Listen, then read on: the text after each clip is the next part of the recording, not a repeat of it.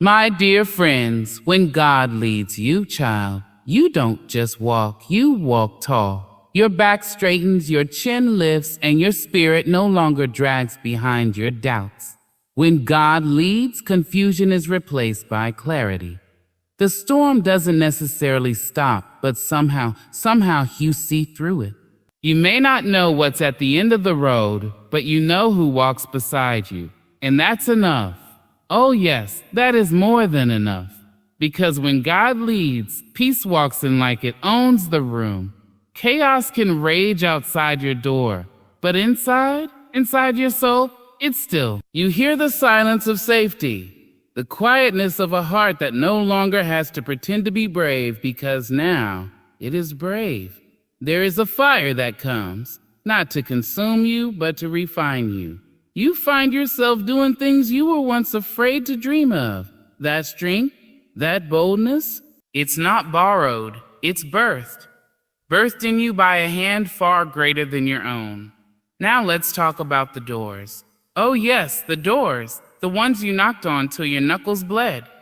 The ones that stayed shut while you cried on the porch. When God leads, he doesn't just open doors, he removes walls. He doesn't need your resume or your reputation.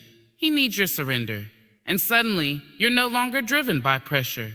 You're not chasing approval or applause. You're walking with purpose. Every step is a sermon. Every move is a message. I am not lost. I am led. You move different when your guide is divine. And don't you worry about the path being rough. Don't you worry about the dangers. Because when God leads you, protection is not optional, it's guaranteed. What should have taken you out becomes the very thing that lifts you up. What tried to drown you becomes the wave that carries you to shore. Now hear me when I say, you don't need to see the whole staircase. Just follow the light on the first step. You don't need to have all the answers. You just need to say yes. Yes to the call. Yes to the leading. Yes to the voice that says, this is the way. Walk in it. And when you do, oh beloved, when you do, watch what happens. The impossible begins to whisper, a maybe. The broken begins to say, I can heal. And your life, it becomes less about survival and more about testimony. Because when God leads you, miracles don't just happen. They follow. Would you like a video script version? Timestamps, or visual ideas, suggestions for this speech next? There are times when life feels like a thick fog. You're standing in the middle of it, arms stretched out, hoping to touch something, anything. That feels like direction. The days blur together, and the questions pile up like unread letters on a table. What should I do? Where am I going? Is this right? Should I turn around? Why does everything feel so uncertain?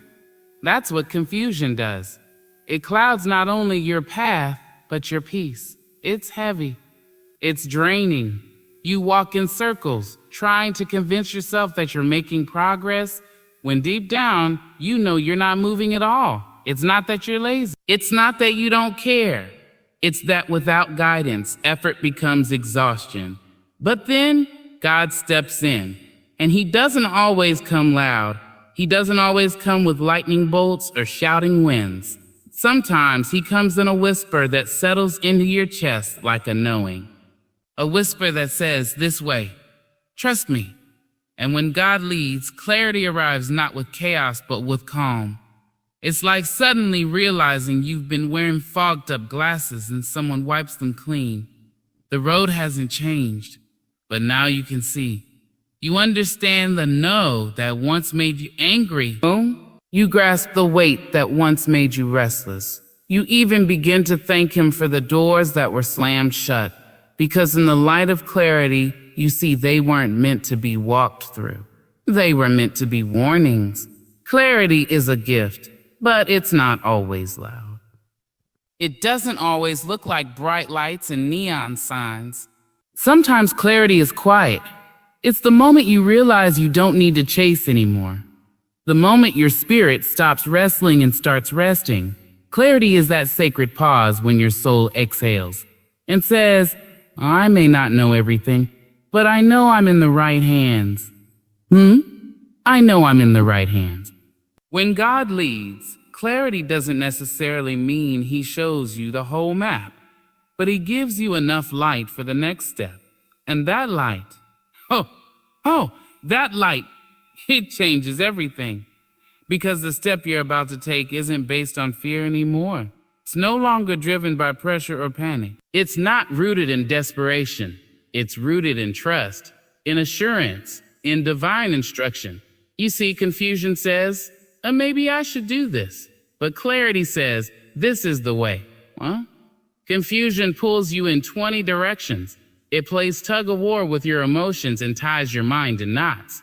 But clarity is the great untying. It is the release. It says, let go of what you thought it had to be. Follow what is. There's a special kind of peace that falls over a person being led by God. It doesn't mean life is easy. It doesn't mean every answer is instant. But it does mean every step is ordered. And when your steps are ordered, your confusion is out of order. It has no authority over you anymore. Even the delays become divine. What once felt like wasted time is revealed to be preparation time. And the pain that used to break you down becomes the very thing that wakes you up. You stop asking, why me? And start saying, use me. Because now you know. Now you see. Now you understand. And there is power in understanding. So many people are walking around carrying heavy confusion because they've been trying to write their story without the author. They've been trying to lead themselves, and it has left them weary. But when God leads, when he truly leads, he doesn't just give you directions. He gives you discernment. You begin to know what's for you and what's not, who to embrace and who to bless from a distance, what to pursue and what to release.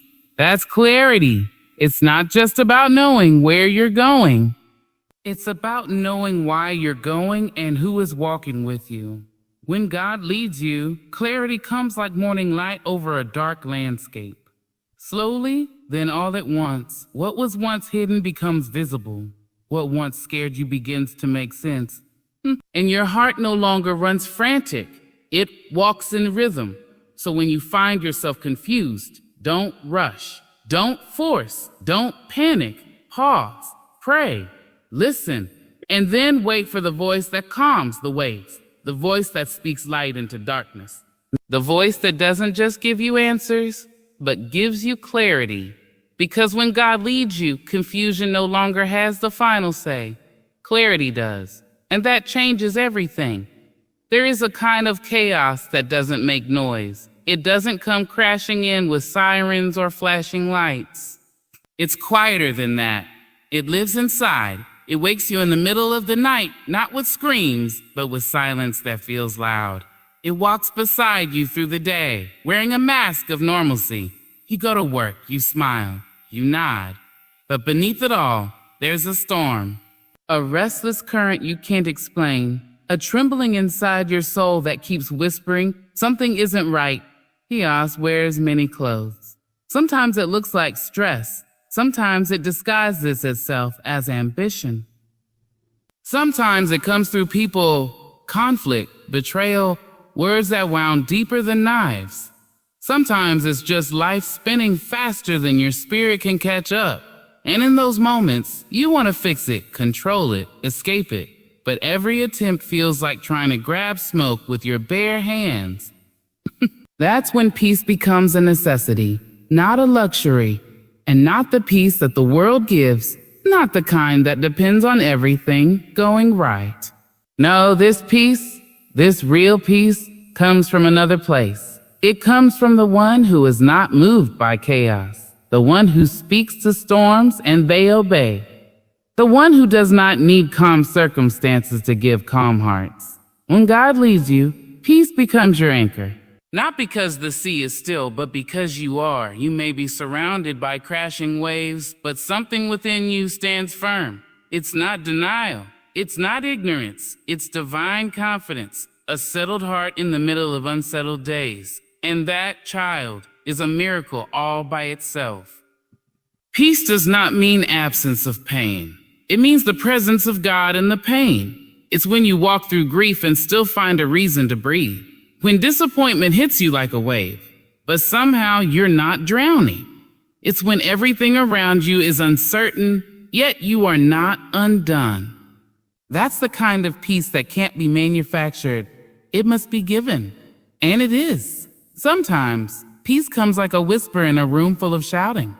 It slips in softly, not demanding space, but taking it anyway.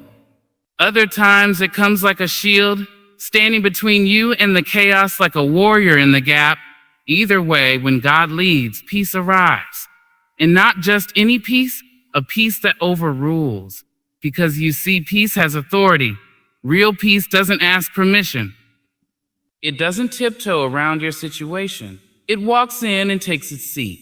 It silences the noise without raising its voice. It quiets the anxious mind and tells it to be still. And somehow that's enough. When you are led by God, you stop looking for peace in external things.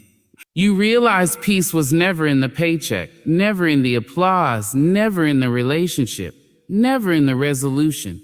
Peace was always in the presence. Peace is a person, not a plan. And when you have him, you have it. The world teaches us to react to chaos, to match energy with energy, to return insult for insult, to fight fire with fire with fire. But when peace leads you, don't mirror the madness. You master it.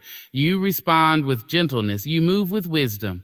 You walk away not in weakness, but in strength, because you know your stillness is not fear, it's power. There is a difference between being quiet and being at peace. Silence can be suffocating, but peace breathes. Peace fills the room. Peace reminds you that the battle isn't always yours to fight. That sometimes the greatest victory is staying grounded when everything around you is shaking. You stop chasing after every chaos that calls your name. You stop trying to control every outcome. You trust the timing. You trust the process. You trust the guide. Because now you are not just moving. You are being moved, led not by pressure, but by presence. And in that place, chaos begins to lose its grip. The urgency fades, the fear shrinks, and the voices that once tormented you start to fade into the background. What rules your life is no longer fear, anxiety, or unrest, but peace. Peace that holds you when nothing else does. Peace that doesn't just quiet the storm, but changes you in it. You begin to live from the inside out, unbothered, unmoved, unshaken. Not because life got easier, but because you got anchored. So when chaos comes, and it will come, don't panic, don't fold, don't run. Remember who leads you. Remember who holds you, and remember this. When God leads you, peace doesn't take a back seat. It walks in front, clears the path, and speaks louder than the storm ever could. Peace overrules chaos, not with force, but with presence, not with noise, but with knowing. And that, my dear, is how you survive the storm without letting the storm survive in you. There comes a moment in every soul's journey when the hands grow tired, the knees give way, and the voice inside whispers, I can't. Not because the person is weak in essence, but because life has demanded more than they thought they could give. And it's in that moment, not before, not after, that something holy begins to stir. Something unexplainable, something eternal. Because just when you believe you have nothing left to offer, that's when God leans in and shows you what he's been building in the dark. You thought strength was in the loud, in the bold, in the powerful stride. You thought it was in always knowing, always doing, always winning. Always winning. But now you know better. Now you've seen the sacred side of weakness. You've learned that the strongest people aren't the ones who never break. They're the ones who break wide open and still rise. When God leads you, your weakness doesn't disqualify you. It qualifies you. It becomes the very soil in which strength takes root. And that strength, it's not loud. It doesn't boast. It doesn't seek applause. It moves quiet and deep like a river beneath the surface. It grows in the spaces nobody sees. It grows in tears. It grows in silence. It grows in surrender. You learn that strength isn't always about holding on. Sometimes real strength is in the letting go. Letting go of how you thought it would be. Letting go of the version of yourself that needed to appear unshaken. Letting go of control. Because when you release, God fills. When you empty, He pours. And He doesn't give you recycled strength. He gives you fresh strength tailor-made for the road ahead. There is something divine about weakness surrendered, not hidden, not masked, not denied, but offered, placed in God's hands with trembling fingers in the simple prayer, "Here I am, use me anyway." And in that offering, heaven moves. Heaven doesn't wait for you to become strong. Heaven responds to your willingness. You start to see that your lowest point wasn't your end. It was your beginning. Because only when something breaks can the light get in. And only when the self is stripped bare can the spirit rise full.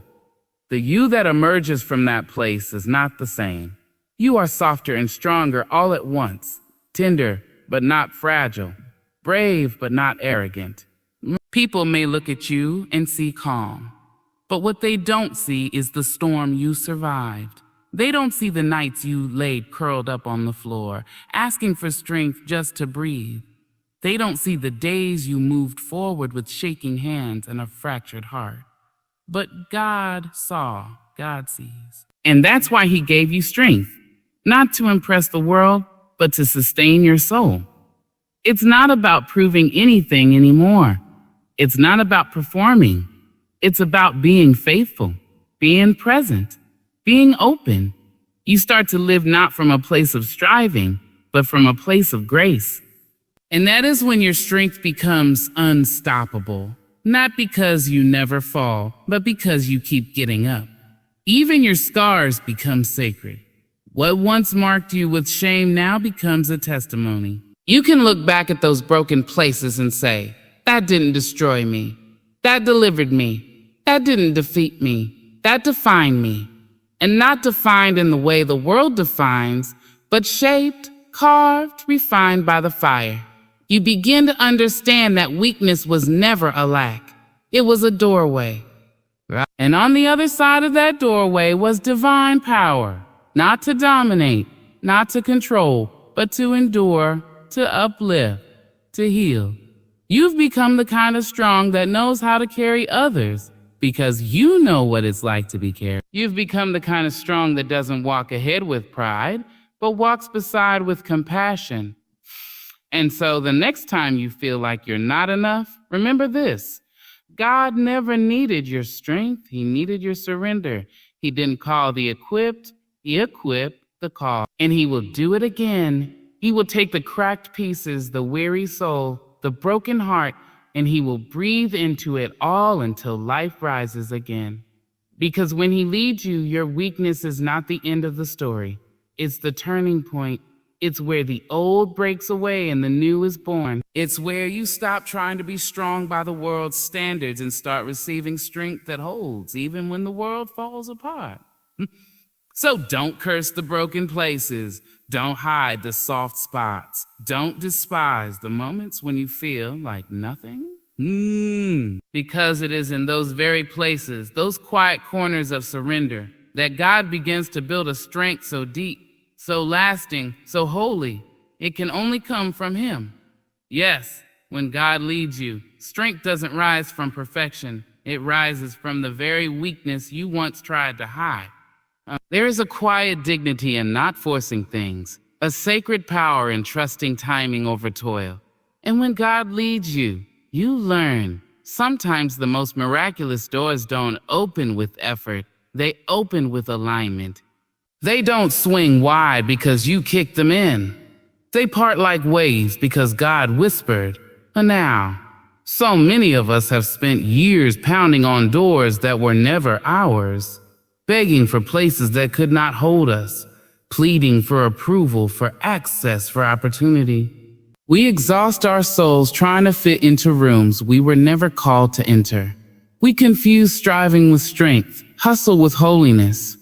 But when God steps in as the leader, the story shifts.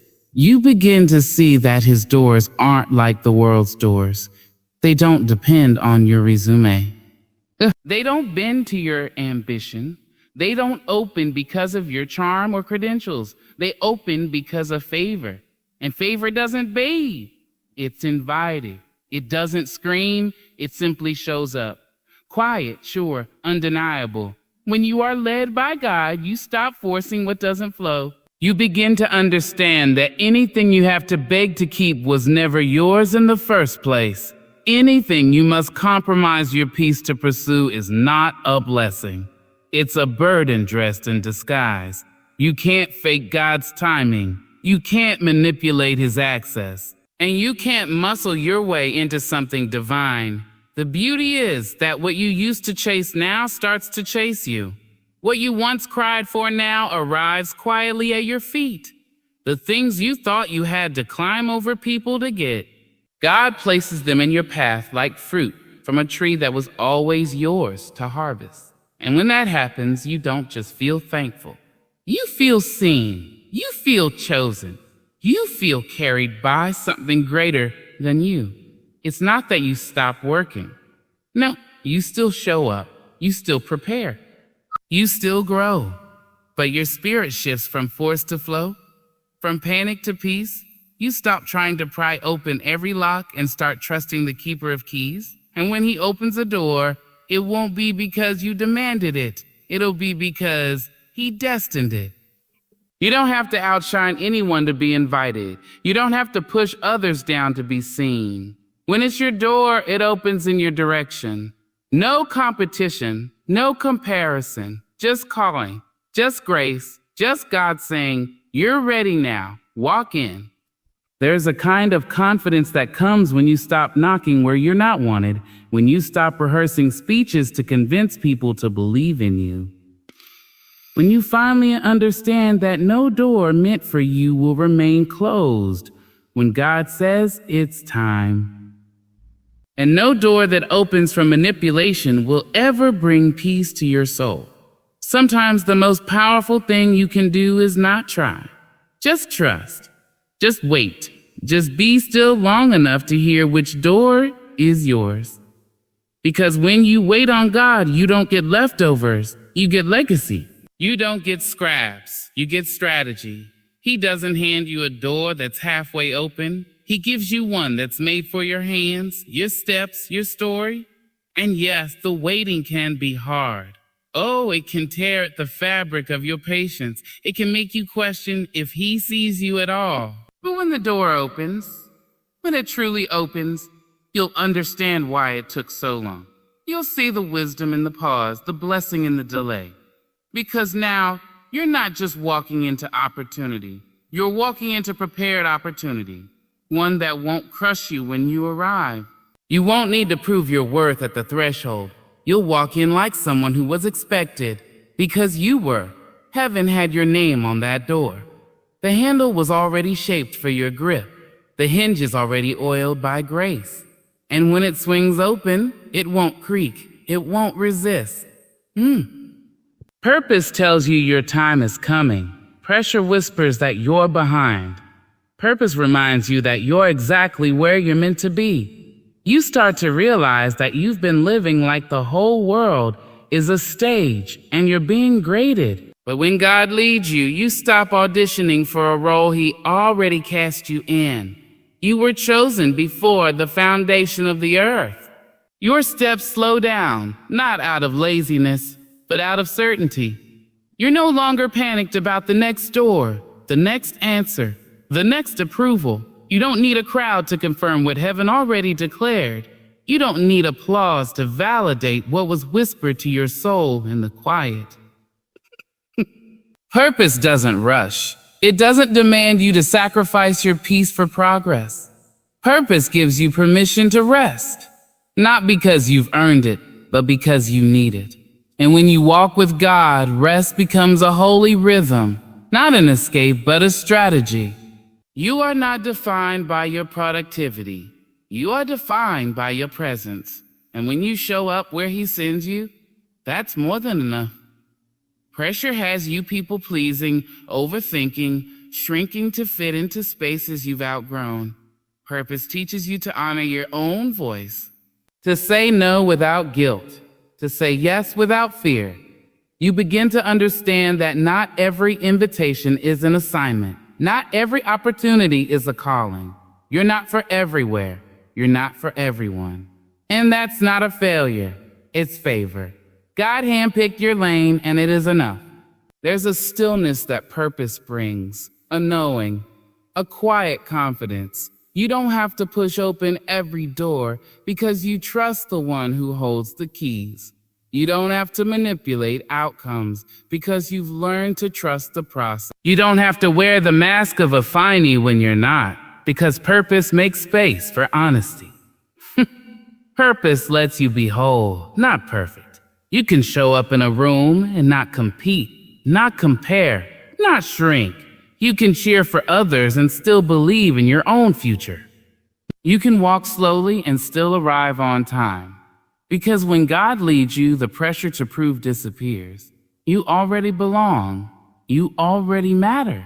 You already carry what you need. You no longer see success as something you chase. You see it as something you carry. You begin to define success in softer terms. Peace over applause, joy over hustle, impact over image. And that shift changes everything. You're not exhausted by your life. You're energized by it. Not because it's easy, but because it's aligned. There's a calm urgency about those who walk in purpose. Not rushed, but focused. Not frantic, but faithful. They may not be loud, but they are unshakable. Their steps don't look impressive, but they leave a lasting imprint. That's what happens when God leads. You don't walk to be seen. You walk because you were sent. You walk because you were sent. There is a kind of protection that doesn't wear armor. It doesn't roar. It doesn't always stand with a sword in hand. Sometimes it moves silently. Sometimes it simply closes a door you begged to walk through. Sometimes it delays you on a road that looked right but would have wrecked you if you'd kept going. You only understand it looking back. Because at the time, all you saw was the rejection. All you felt was the loss. All you heard was silence when you cried out for a sign. But hindsight, that great teacher, comes and shows you the grace that stood in the way. The invisible shield that covered you when you didn't even know you were in danger. When God leads you, you're not walking alone. You're walking guarded. Not with a protection you can always see, but with one you can trust. It wraps itself around your steps like light around a flame. It doesn't mean the path is painless. It doesn't mean you'll never fall. But it does mean that what was meant to break you won't finish the job. It might bruise, it might shake, it might even bend you, but it will not win. Because the path God places you on is not just marked by direction. It's marked by covering. You see, the world teaches us to be afraid of the unknown, to prepare for the worst, to fear every turn we can't see. But when God leads, fear loses its grip. You stop trying to control every variable. You stop playing out every possible failure in your head. You begin to understand. If He led me here, He will keep me here. And that kind of knowing, it steadies you. You don't have to outrun danger. You don't have to constantly look over your shoulder. You don't have to make every decision out of panic or suspicion. You move with confidence, not because you trust the road, but because you trust the guide. He sees what you don't. He knows what's ahead.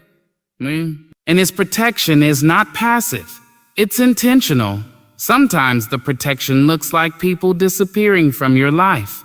You grieve it, not knowing that their presence was blocking your peace. Sometimes it looks like failure, like that dream slipping through your fingers. But if you had held it, it would have held you back.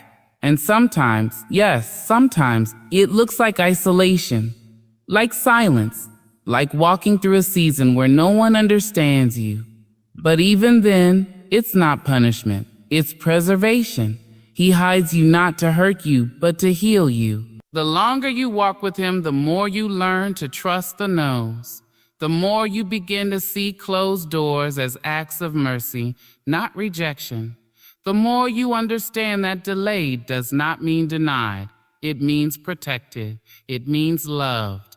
It means the path ahead required preparation you couldn't see. There is something sacred about knowing you are covered, not just in the big things, but in the small ones, covered in the detour that saved your life, covered in the instinct that told you not to go, covered in the delay that frustrated you but saved you from harm. You begin to thank him for what didn't happen, for what never reached you, for the arrows that flew but missed. And even when the pain does come, even when the storm does hit, you realize that protection doesn't mean absence of trouble. It means presence in the trouble. It means presence in the trouble. He walks with you through the valley. He stands with you in the fire. He shuts the mouths of lions, not from afar, but from within the den.